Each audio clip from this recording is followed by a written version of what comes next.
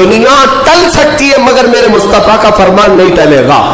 میرے آقا نے اگر فرمایا ہے تو وہ ہو کر رہے گا. حضور فرماتے ہیں خراسان سے ایک جماعت آئے گی. خراسان سے. خراسان یہ افغانستان اور ایران کا کچھ حصہ ہے جس کو پرانے زمانے میں خراسان کہا جاتا تھا.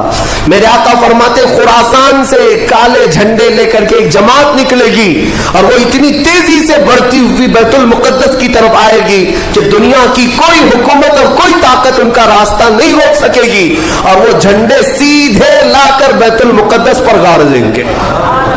تنصب بإیلیا. میرے آقا فرماتے ایلیا یا بیت المقدس کی سرزمین کو کہتے ہیں. جھنڈے وہاں گاڑ دیے جائیں گے. اور حضور اکرم صلی اللہ تعالی علیہ وسلم نے یہ بھی فرمایا جب تم دیکھنا کہ یہ یروشلم بیت المقدس دار. سبسکرائب کیجیے ہمارے چینل نور رضا کو اور بیل آئیکن کو پریس کیجیے جس سے آپ کو ہماری نیو ویڈیو کی نوٹیفیکیشن ملتی رہے.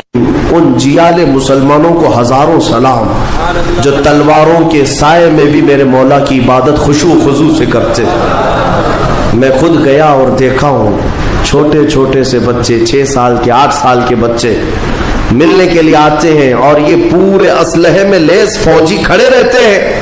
چھوٹا سا بچہ ان کی گن کو یوں گھماتا ہے اور مسجد میں اندر آتا ہے. ایسا لگتا ہے جیسے وہ کھلونے کو پکڑ رہا ہے. میرے عزیزوں یہ بھی حدیث پاک کے ذریعے سے میں بتاتا ہوں. میرے آقا صلی اللہ علیہ وسلم فرماتے ہیں میری امت کا ایک حصہ قیامت تک باطل سے لڑتا رہے گا. قیامت تک باطل سے لڑتا رہے گا اور ان کی مخالفت کرنے والوں کا ان پر کچھ بھی اثر نہیں ہوگا اور دنیا میں کوئی بلا بھی پھیلے تو اس جماعت پر کچھ اثر نہیں ہوگا. صحابہ نے پوچھا یا رسول اللہ آپ کی امت کا وہ حصہ کون ہے؟ میرے آقا فرماتے بیت المقدس کے آس پاس رہنے والے مومنین کی جماعت ہے. ان کی فضیلت میں میرے آقا نے فرمایا قیامت تک لڑتے رہیں گے قیامت تک اور ان کی خلاف کرنے والوں کا ان پر کچھ بھی اثر نہیں ہوگا. اور ہم دیکھ رہے ہیں ارے بڑی بڑی عمارتیں ایک بم سے گرا دیا دوسرے دن ان کے آس پاس ان کی گاڑیاں بھی چل رہی ہیں دکانیں بھی چل رہی ہیں بازار بھی چل رہا ہے. کل رات کو فائرنگ ہوئی 50 لوگ بیت المقدس سے اٹھا کر کے لاشیں لے گئے. دوسرے دن جا کر کے دیکھے تو عصر کے بعد عورتیں اپنے بچوں کے ساتھ روٹیاں سینڈوچ کھاتی ہوئی بیٹھی ہوئی ہیں. مطلب یہ ہے کہ نہ موت کا ان کے اندر خوف ہے نہ ظالموں کے تسلط کا ڈر ہے. ہاں یہ بھی اللہ تعالیٰ کی طرف سے ہوتا ہے کہ مولا جب کسی کا دل کشادہ کرے تو بڑے بڑے پہاڑوں سے بھی انہیں ڈر نہیں لگتا. اور ایک حدیث میرے آقا صلی اللہ علیہ وسلم نے فرمایا کہ سید البقاع بیت المقدس سید الصخرۃ صخرۃ بیت المقدس. حضور نے فرمایا پوری روئے زمین کا سردار جو حصہ ہے وہ بیت المقدس کا حصہ سردار حصہ. اور گنبدوں میں اگر سردار گنبد ہے تو بیت المقدس کا گنبد ہے. یہ میرے آقا نے فرمایا. اور حضور فرماتے ہیں تم دیکھنا کہ اخیر زمانے میں سارے لوگ اس زمین کی طرف ہجرت کر جائیں گے. جب ایسی ہجرت کا وقت آ جائے حضور فرماتے فلزمہم تم لازم پکڑ لینا اس جماعت کے ساتھ چلے جانا کیونکہ خیر پوری دنیا میں صرف وہی ہوگا اور کہیں نہیں ہوگا. اور آج جو حالات دیکھ رہے نا یہودیوں کا تسلط ہے ان کا قبضہ ہے میرے عزیزوں چند دنوں کی بات ہے.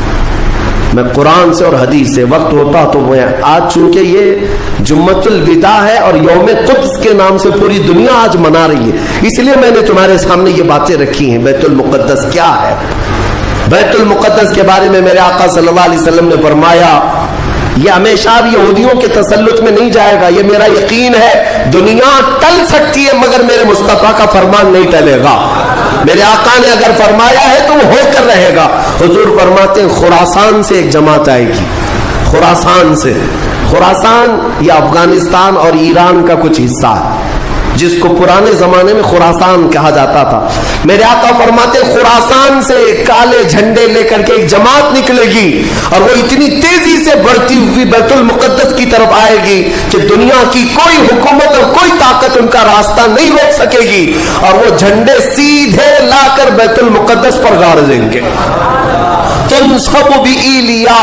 میرے آقا فرماتے ایلیا یا بیت المقدس کی سرزمین کو کہتے ہیں. جھنڈے وہاں گاڑ دیے جائیں گے اور حضور اکرم صلی اللہ تعالی علیہ وسلم نے یہ بھی فرمایا جب تم دیکھنا کہ یہ یروشلم بیت المقدس دار الخلافہ بن جائے، دار الخلافہ کا مطلب راجدھانی، حکومت کرنے کی جگہ بن جائے، میرے آقا صلی اللہ علیہ وسلم فرماتے ہیں فقط دنت الزلازل والبلایا والامور، حضور فرماتے ہیں تو پھر دیکھنا بڑے بڑے زلزلے آئیں گے دنیا میں، جب یروشلم کو راجدھانی بنا دیا جائے دار الخلافہ، بڑے بڑے زلزلے آئیں گے دنیا میں، والبلایا، اور بہت ساری بلائیں پھیلیں گی پوری دنیا میں، یہ وائرس یہ کنٹینیو آئیں گے، یہ مت سمجھنا کورونا چلا گیا، ہاں یہ سب اب کنٹینیو آنے والی ہیں بلائیں، پوری دنیا میں بلائیں پھیل جائیں گی اور اتنے بڑے بڑے معاملات ہوں گے جن کو تمہارے کانوں نے سنا نہیں ہوگا، حضور نے فرمایا۔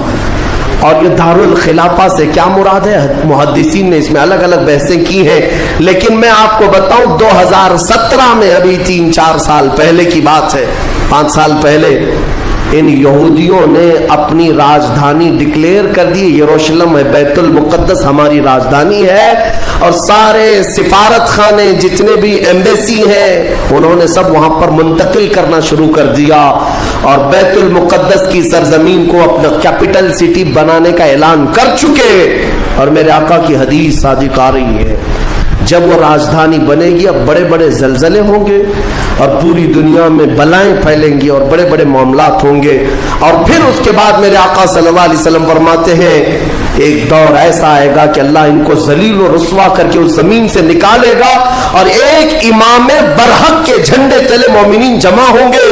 پوچھا گیا وہ امام برحق کون ہوگا؟ میرے آقا فرماتے ہیں وہ میری اولاد میں سے ہوگا، اس کا نام میرے نام پر ہوگا، اس کے باپ کا نام میرے باپ کے نام پر ہوگا، اور اللہ اس کو امام مہدی کی شکل میں بھیجے گا۔ ہاں یہ زمانہ بہت قریب آ چکا، یہ زمانہ بہت قریب آ چکا۔ میں بارگاہ رب العزت میں آج جمعۃ الوداع میں یہی دعا کرتا ہوں کہ مولا اگر زندگی کی سانسیں باقی ہیں تو امام مہدی کی فوج میں ہمیں جگہ عطا فرما، ان کے جھنڈے تلے مولا ہمیں امن و امان عطا فرما دے، دنیا سے ظالموں کے چنگل سے مولا ایمان والوں کو آزادی عطا فرما، کفار و مشرکین کے تسلط سے مومنین کو آزاد فرما دے۔ اے رب ذوالجلال احسن الخالقین، اس ماہ مبارک میں اگر تو ہمیں مولا ان راتوں میں ان دنوں میں عبادتوں کو قبول کیا اور بھیک میں کچھ دے تو مولا صرف اتنا دے دے کہ پوری امت کو مولا خیر و عافیت عطا کر دے، کھوئی ہوئی عزت و وقار عطا فرما دے، ہمارے ناحق قید کیے ہوئے بچوں کو مولا آزادی عطا فرما دے، بے قصور جیلوں میں بند ہمارے بچوں کو مولا آزادی عطا فرما دے۔ وصلی اللہ تعالی علی خیر خلق محمد وآلہ واصحابہ اجمعین، وآخر دعوانا الحمد للہ رب العالمین۔